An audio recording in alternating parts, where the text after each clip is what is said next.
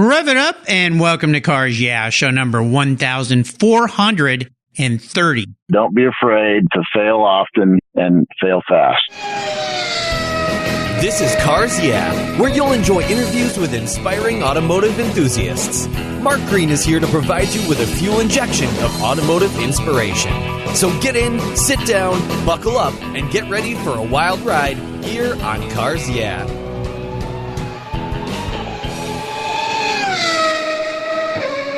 What's the worst thing for your car's interior? No, it's not that milkshake the kid spilled in the back seat. It's the sun. Harmful UV rays cook your automobile's interior hour after hour when it's parked outside, even on a cloudy day. What's the solution? Covercraft sunscreens. They protect your dash, seats, and interior finishes from those damaging UV rays while keeping the interior temperature tolerable, even on the hottest summer days.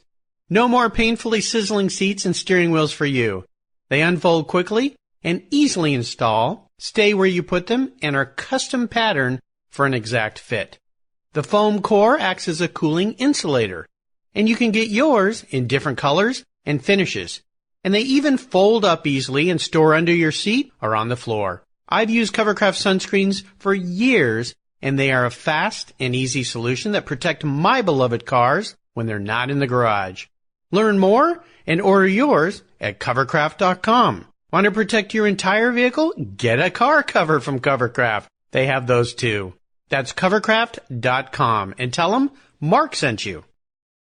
My favorite collector car magazine is Keith Martin's Sports Car Market. I've been a subscriber for decades. Sports Car Market is the Wall Street Journal for the enthusiast and the collector. It's your monthly must-read whether you dream of owning a collector car, have 2 cars, or 200. Sports Car Market has been around for 31 years, and it's filled with valuable articles, intelligent write-ups, and the latest auction sales. Go to sportscarmarket.com and subscribe today. Plus, you'll get the exclusive SCM guide to restoration shops included for free. At checkout, use the code CARSYEAH and receive a 50% discount on your digital subscription. It's an exclusive offer from me here at Cars Yeah. I'm Mark Green, and I love Sports Car Market magazine. Hello, automotive enthusiasts. I'm revved up and so excited to introduce today's very special guest calling in from Southern California, Grant Delgatty. Hey, Grant, are you buckled up and ready for a fun ride? I sure am, Mark. Looking forward to this. Thank you. All right. Grant Delgatty is the Associate Professor and Chair of Product Development at Iovine and Young Academy at the University of Southern California. A significant portion of Grant's career has been in athletic footwear, where he has led design teams for a number of successful shoe companies. In 2013, Grant founded the company URB-E, where he invented a super compact folding e-vehicle designed as a last-minute transportation solution for urban commuters. Over 6,000 URB-Es have been sold and shipped in over 40 countries worldwide. From 2007 to 2018, he taught at ArtCenter, his alma mater. Grant holds several utility and design patents, has won many awards for his designs, has been published extensively, and was included on the list of Southern California entrepreneurs to watch back in 2015. So, Grant, I've told our listeners just a little bit about you. Would you take a brief moment and share a little bit more about your career and your passion for design and automobiles? Sure. Well, I'd say that my love affair for cars and vehicles in general started, like I'm sure many of your guests, at a very young age. I remember playing with all of my Hot Wheels and Matchbox cars as a kid, and I was really into Lego, and I would always, get these Lego kits that were usually vehicle related, and because I liked the ones that had the wheels that you could spin, and they had the rubber, and you could kind of change them out, and I would typically just throw away the box and start building something of my own design, without, ever actually building the thing that I was supposed to build. And so, yeah, it was something that I just loved doing. And I've had a few interesting cars, that I've owned in my life. I just think cars are the kind of the coolest expression of design and speed and all that goes with it. Well, I met Grant during Car Week down there in Monterey, Pebble Beach, and saw one of these URB-Es, which I thought was pretty cool. And we're going to talk about that and a lot more as we continue on your life's journey. But first, I want to ask you for a success quote or a mantra. This is some kind of saying that's been instrumental in forming your life and your success. It's a nice way to get the inspirational tires turning here on Cars Yeah. So, Grant, take the wheel.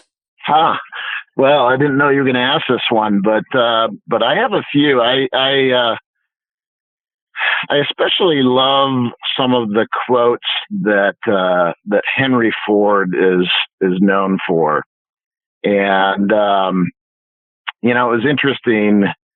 There was one that I shared not too long ago with one of my students, and a student was, taking a product design class that I was teaching, and wasn't necessarily a product designer, was a business student, and was concerned that he wouldn't be able to come up with a solution for this problem that he had kind of realized was something that could be maybe designed around. And so he said, I'm not a designer. I don't think I can do it. And I said, well, Henry Ford made this quote, and I don't have it in front of me, so I'm hoping that I get it right. But it's something to the effect of, whether you think you can or you think you can't, that is what will happen, or something to that effect. So I think the end of that quote goes, "You're right." You're right. That's it. Whether you think you can or you think you can't, you're right. Yeah, I love that quote. Yeah, I love that quote too. So I'm kind of this eternal optimist that if there's a problem that needs to be solved, that's something that you can just put your mind to it. You'll be able to figure out a way around it. Yeah, I went to school and studied graphic design, and also studied business, and I worked for 11 years in the graphic design advertising industry. And then I went on to work at a company called Griot's Garage, where I got to design a lot of unique things that we had produced and sold in the automotive sector. And I remember talking to some design. I ended up being the president of the company and running it, but I remember talking to some of the creative folks that I hired, and we were trying to come up with a design for something that already existed from the manufacturer, but we wanted to make it our own and brand it. And so I kind of handed it off to this guy, and he'd never done industrial design either, and he was really nervous about the whole thing. And he said the same thing to me, and it's funny because you brought back a flood of memories here. He said, "I'm not sure I can do this," and I said, "Well, if you don't think you can, you're right."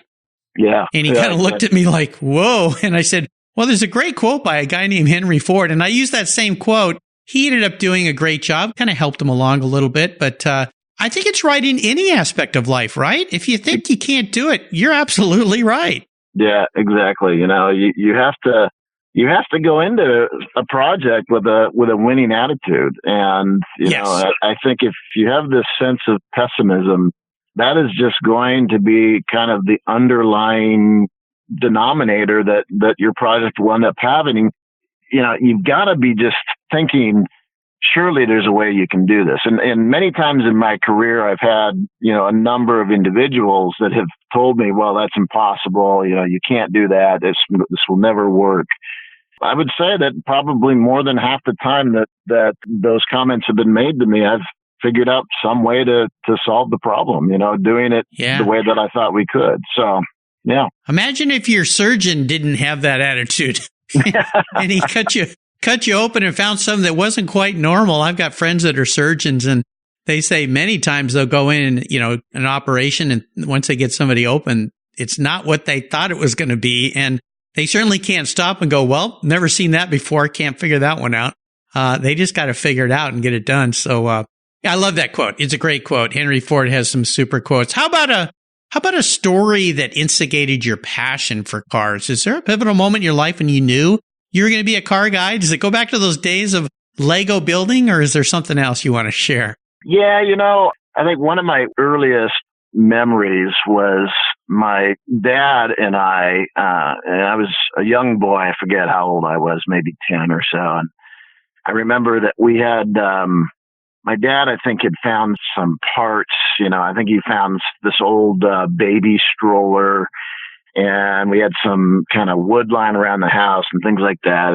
And I remember that I wanted to make a go-kart, and I wanted to use these parts from this stroller.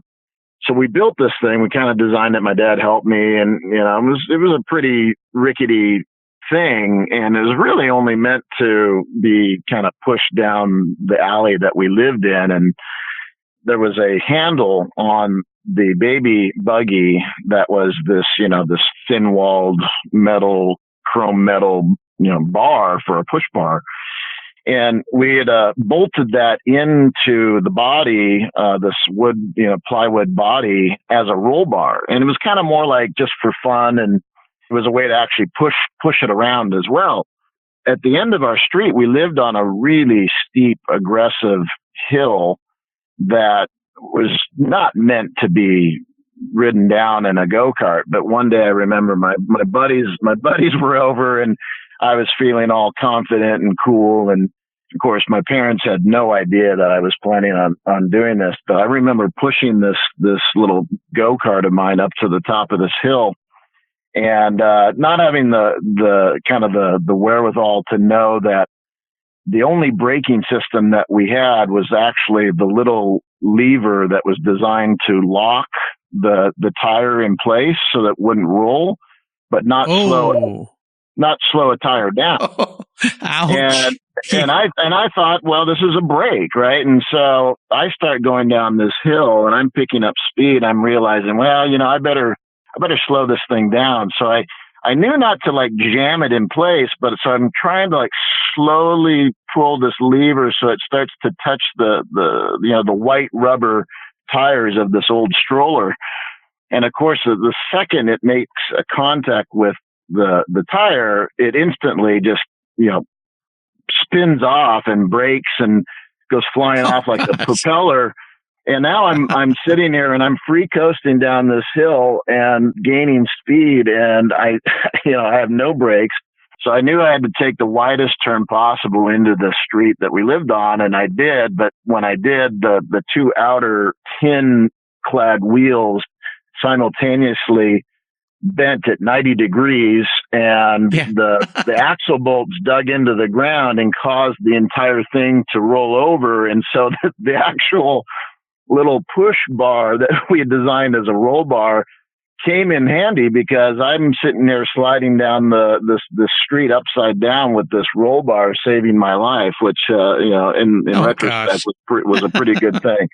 But I remember that exhilaration that I had was kind of the first time that I was like, you know what, I could do this for the rest of my life and be perfectly happy.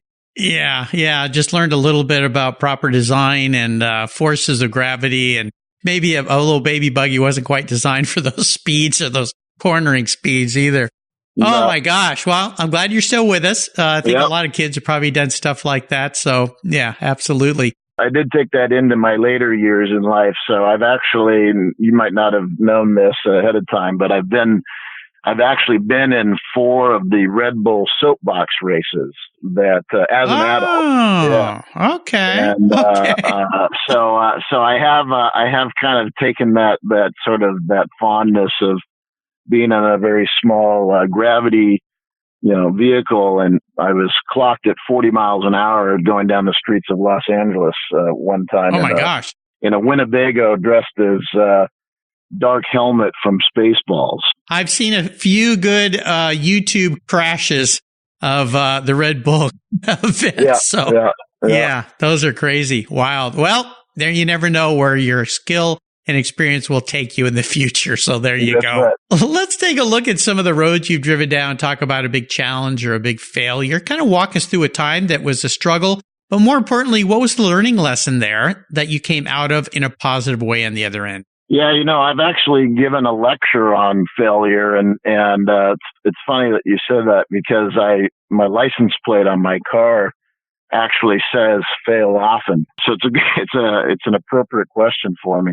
I have a philosophy, and I think you've heard this term for entrepreneurs, and a lot of times they use the terminology "fail fast, fail often," and in fact, the license plate on my other car says "fail fast." So I got them both, which is pretty cool. But the idea of failure to me is that if you want to sort of put a metaphor to it, it's like, if you're in a race car and you're not doing the practice session to the point where the tires are going to give and you're going to slide off the edge of the track, if you don't get to that point, you'll never know how fast you can actually take that turn, right? You'll never know how quickly you can make it around the track. And so my view on failure is that, you always want to push it to the point where it doesn't work. And that way, okay, well, that didn't work, but if I bring it back a little bit,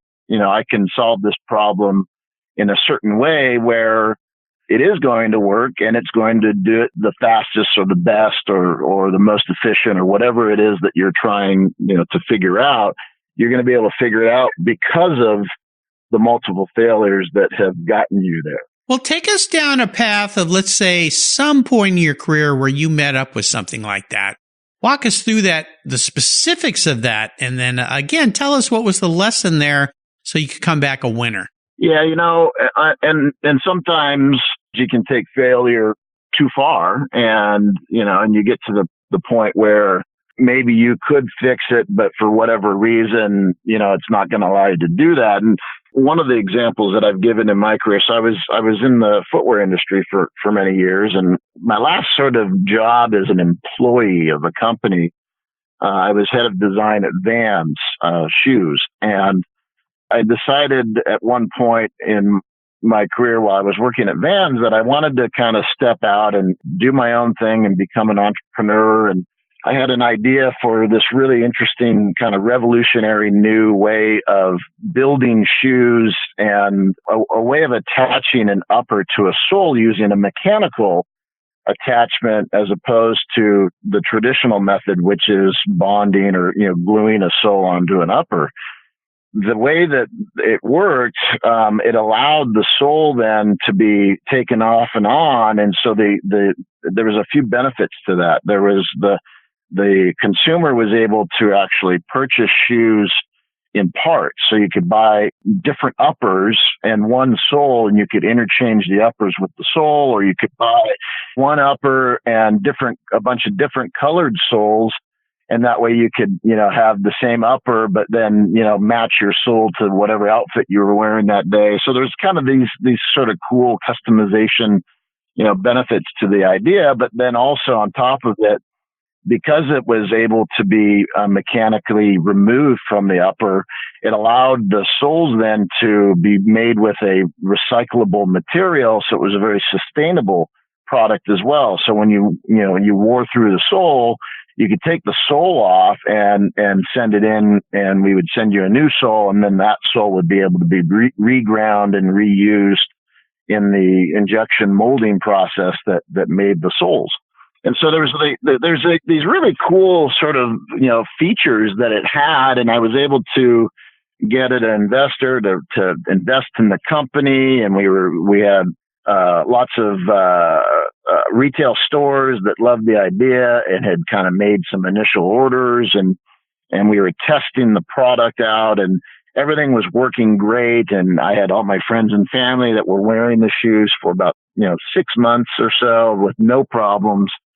And we decided to pull the trigger and go into production. So we ordered, I think the attachment was these little rubber O-rings that would loop through they were attached to the bottom of the upper and would loop through slots in the sole and kind of grab on, lock on to the bottom of the sole where the tread pattern actually had kind of this engagement for these O-rings. And so we had ordered about 6 million of these O-rings, and we'd got about a week into production of about a 5-week production run at a factory. We were building them in Mexico, and I was down there at the time. And we got about a week into production, and all of a sudden, a number of the shoes that my friends and family had been wearing were starting to break. The O-rings were breaking, and it almost happened like, it seemed like within a week we had maybe 4 or 5 examples, including my own. And we knew that there was something wrong. And so we stopped production just to kind of see what the issue was. And it turned out that the material that we were using for these O-rings, when the distributor sold them to us, they told us there was a 10-year shelf life. But what we failed to really do. And in our due diligence, we didn't really know exactly what that meant, I guess. We assumed. And what it meant was the shelf life, meaning that in the way that the product was intended, so these O-rings were intended to be embedded inside a machine to create a seal. And although it had properties that were really great as far as the elasticity and the strength and all of that, that if this material was exposed to ozone and UV, it would go brittle within about 6 months. And so that was something that we hadn't accounted for. And now we had 6 million O-rings that weren't going to work because obviously the environment that our product was meant for was, to be exposed to UV and ozone. Right. Yeah. Oh my gosh. Yeah. So it was a big deal. And, we had to cancel all these orders with these retailers, and we had to go back to the drawing board, and we eventually got it fixed after probably, 6 different iterations and testing and all this stuff. But it took about 18 months. And in that time frame, we kind of burnt through all of the investment money that we had, and we weren't able to get any more investment because we didn't really have a track record that was, positive to investors. And so we ended up, kind of running out of money. And even though we fixed the problem and we knew how to solve it, at that point we were kind of done as far as the concept. Geez. Well, wild story. And, I guess, we'll use the word assume, and we all know what happens when we assume. Bad things typically happen. So, wow, what a story. That's wild. Well, I appreciate you sharing that time. Definitely not a really fun time, but definitely a learning experience. And certainly things for people in the future to think about when they're using one product designed for one thing in a different way, that you need to do a lot more testing. Well, let's go into something a little more fun. You mentioned early in our talk that you have had some fun cars. What was your first really special car? Well, my very first car I bought, and I'd actually had some interesting jobs when I was fairly young as a teenager, and I'd saved up some money. And my first car was a 72 BMW 2002. And, but I only had it for about a week because when we bought it, we realized that the dealership that we had bought it from, there was a number of issues with the car that had kind of been masked over a little bit when I bought it. And so I was a little unaware of kind of some of the issues. So I was able to actually take that car back. So technically it was my first car, but it wasn't really my first car. But my first car that really was the thing that I loved and was special, I had it for about 3 or 4 years as a teenager, was a low nose 57 Carmen Ghia. And it's actually, I believe I sent you the photo of me standing next to it in circa 1988. So I've got the outfit on to kind of prove that. But 80s jacket, I noticed that. Yeah, but that was my baby. That was a fun car, and I actually did a lot of the work to it. I grew up in Vancouver, Canada, and so it wasn't too common to see, these were kind of, we had this, at the time it was called the cow look, it was lowered. So we had about a 4-inch clearance on the bottom and I'd done up the motor. It was an 1835 cc and it had dual Delorto 40 mil carbs and angle 110 cam and a Bosch coil. And, so it had all these really cool bells and whistles at about 110 horsepower. So I could pretty much beat any Mustang 5.0 to the other end of the intersection. And then, of course, they would leave me at that point. But it was fun. And I'm a designer, so I put a lot of time and effort into like designing underneath the bonnet. And I had like these, mirrored firewalls and, logos and lit up things. And so it was a lot of fun. Yeah, very cool. I had a 67 Ghia in high school that right after I bought it, stripped it all apart and redid the whole car. Many similar things, dual Delardos, built up the engine, special wheels, all that fun stuff. That was my high school and first 3 years of college car. So they're really cool cars. 57, though, very distinct, different kind of body look. I mean, they look the same, but there was a lot of elements back in 57 compared to 67 that were quite different. But that car still holds a nice place in my heart as well. Yeah. What has you excited today about what you're working on there at the school and the students? What do you see the future of design here for our students going forward? What is you excited and fired up at USC these days? Yeah, so USC, the school I teach at, was founded only about 6 years ago. One of the newest schools at USC, and it was founded by Jimmy Iovine and Andre Young, which is probably better known as Dr. Dre.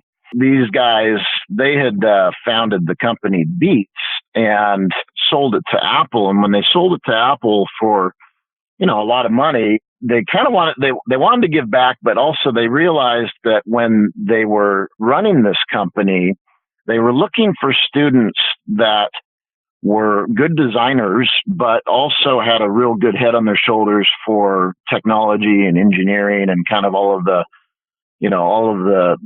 stuff to make the product work well.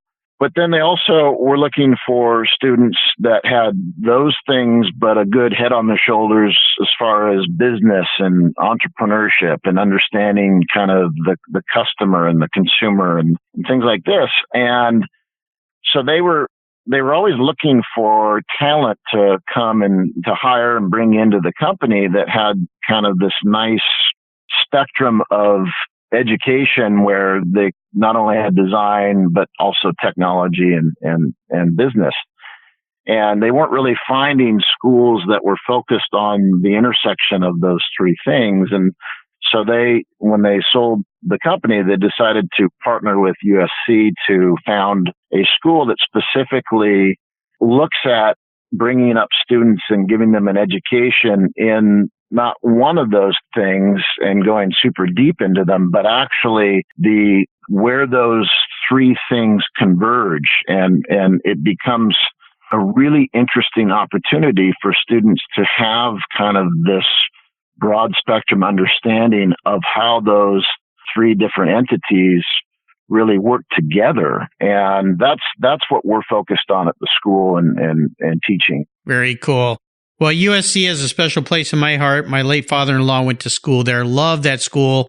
Everything in the house was USC everywhere, and always spoke really fondly of USC. So I think it's great that this new school's there, teaching young people how to be creative. Very interesting history, too, on how it was founded. So that's very cool. Well, Grant, up next is the last lap. Before we put the pedal to the metal, let's say thank you to today's Cars Yeah sponsors. When you want proven performance, there's one brand that's been around since 1938. That's Edelbrock, building the finest American-made performance products for the street and track. Edelbrock's products are designed and dyno-proven to deliver maximum results. Edelbrock has thousands of made-in-the-USA performance products for all makes and models. From their new AVS2 carburetor and innovative ProFlow 4 EFI for your muscle car or truck, to superchargers for your daily driver and more, visit Edelbrock.com to check out the latest products for your ride. And when you're ready to check out, enter Cars Yeah in the coupon code and get 10% off your order. That's Edelbrock, automotive performance since 1938.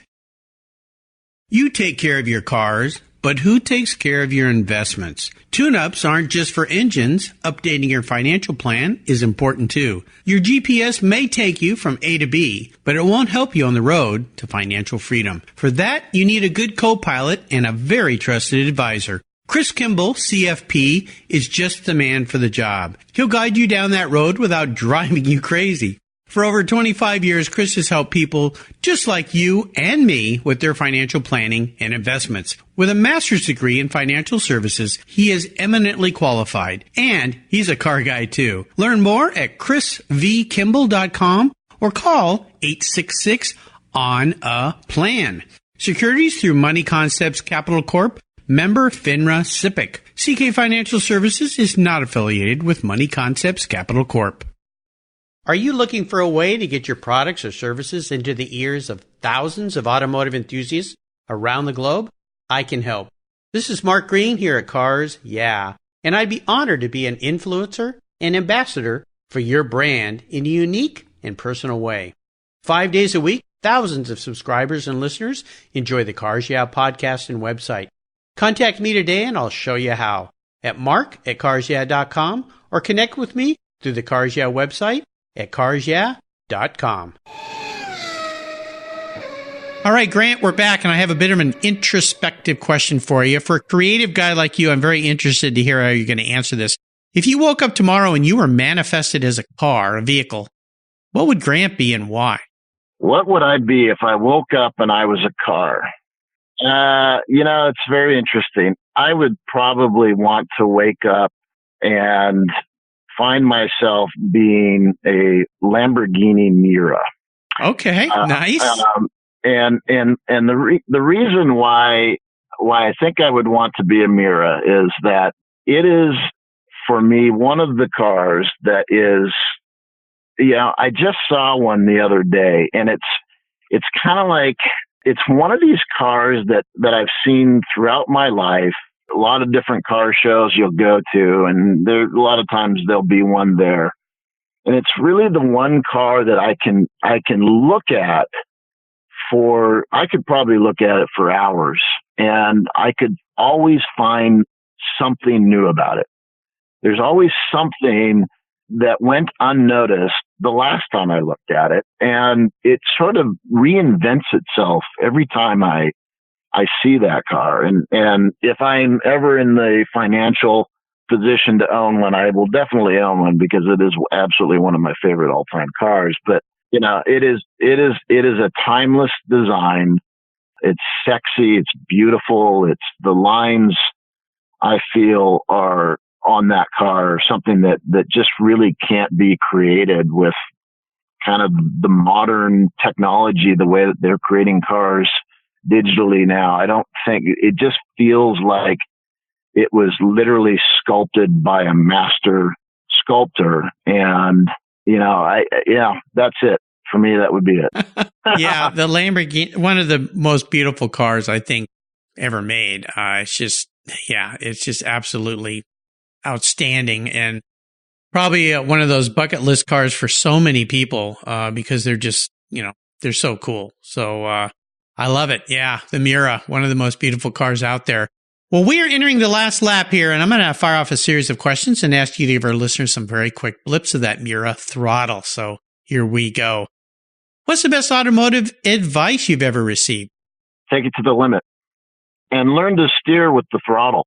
Oh, there you go. Yeah, definitely. How about one of your personal habits you believe has contributed to your many successes over the years? Don't be afraid to fail. There you go. Back to that fail. I love it. How about a resource? Is there one you think our listeners would like to use that you go to often? A website, an app, maybe it's a person, a supplier? Funny enough, I love looking at Dwell. I just think that the house magazine and website. Yeah, I just think I a lot of times I relate. My father's an architect. I relate architecture to design a lot, and just use of space.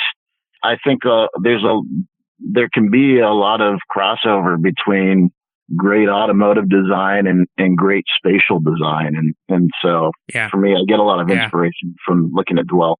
Well, I do the same. My father was an architect as well, so I pick up a lot of those design aspects. And if you think about Frank Lloyd Wright, he was very much into cars and had some very interesting cars, being an architect, but also very much into design. So, yeah, I like Dwell very much. How about if I could arrange for you to sit down and have a drink or a meal with anyone in the automotive industry, maybe a leading designer, living or deceased? Who would it be? I'd have to go with Henry. Back to Henry Ford. Yeah, he's the most recommended guy here. Definitely. Everyone would love to sit down and talk to Henry Ford. Yeah. That would be something special. Now, is there a book out there you'd like to share with our listeners? A book that I would like to share.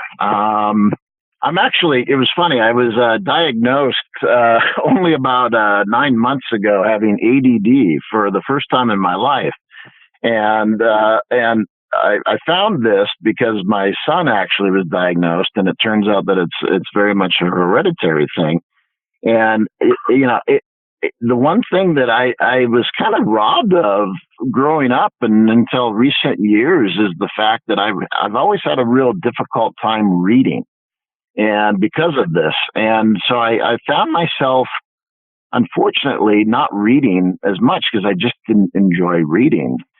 So I've only recently started reading, but I've also been very busy, so I don't have a lot of time to read. So far as like a really great book, you know, I got a lot out of listening and reading through Steve Jobs's his book, you know, on the biography, the biography and kind of what he went through, and I've just started into the other one about Phil Knight, and it's called Shoe Dog, which I'm finding to be very interesting as well, but I haven't got all the way through it yet, so I don't know enough to give you advice on it, But yeah, I'd say those are a couple of good sort of inspirational entrepreneurial books that I would probably recommend. Yeah, the book of Jobs, of course, Walter Isaacson wrote that book. Great book. And I haven't read the one. Now, what was the other one about the Nike founder? Yeah, it's called Shoe Dog. Shoe Dog. Okay. Yeah, I haven't read that one. I'll have to look that up. Kind of the trials and tribulations that Phil Knight went through in starting Nike. And there you go. That's an interesting one. There you go. I'll make sure I put post to both of those on Grant's show notes page so that you can find those books. All right, Grant, we're up to the checkered flag here, and this last question can be a bit of a doozy. I'm going to buy you any cool, maybe you already answered this question, any cool collector car that exists out there. I'm going to park it in your garage, but there are some rules to my game that you have to abide by. You have to drive it, no garage queens. It's the only collector car you can have in your garage, so you can only have one, and you can't sell it to buy a bunch of other toys with, so that little trick's off the table. What can I buy you? Well, how many of your guests answered both the, if you could wake up and be a car and have a car in your garage the same way? That's the one thing I would ask. Probably a few, but not everybody. So if you want a Miura, it's going to be a Miura, right? Yeah, I'm reaching right now to think about something else that other than a Miura that I would want, but I'm finding myself, well, let me put it this way. My dream, my passion is to build my own car, my own design at some point. So if you could allow me to wake up one day and have the car that I designed in my garage, that would probably be the thing that I would want the most, I would say. I see. So what I'm going to have to do is fund your own car design and build. I get it. Well, that's okay. I've had a few people ask for that, so I'm happy to do that. Just give me an address to send the checks to, and you get to work. And, you know, every month you check in with some designs, show me you're actually doing something and not just heading off to the island somewhere with all my money. But in the meantime, we'll park that Miura in your driveway, just as a little inspiration. There you go. Well, Grant, you've taken me on a great ride today. I want to thank you for calling in and want to thank you for sharing your journey. Could you offer us a little parting piece of wisdom or guidance before you drive off into the sunset in that car that you're going to design? Yeah, well, I would end my session here with this. I would say, don't be afraid to fail often and fail fast. Definitely. What's the best way for our listeners to follow along with you there in the school you're working at?